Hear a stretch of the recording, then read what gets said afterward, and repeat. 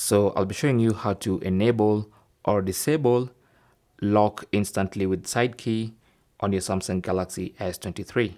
So this is basically a feature that allows you to lock your phone instantly or not instantly every time you press the side key. Okay. So what you want to do is go into settings.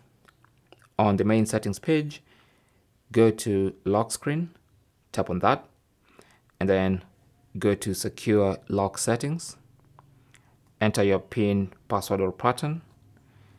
And inside the secure lock settings, you have the option to lock instantly with side key. Now it's enabled by default, as you can see. And this basically means anytime I press the side key, the phone is locked immediately. Okay. If I disable this, then it's gonna depend on this.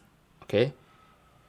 It's gonna depend on this for how much time it's going to take before it actually locks the screen. So it's currently on 5 seconds.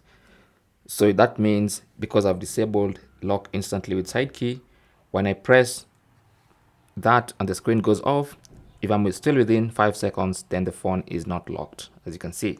Okay. Now it's gonna lock after 5 seconds because that's when auto lock, when screen turns off, activates. Okay. Now I can have this at 15 seconds.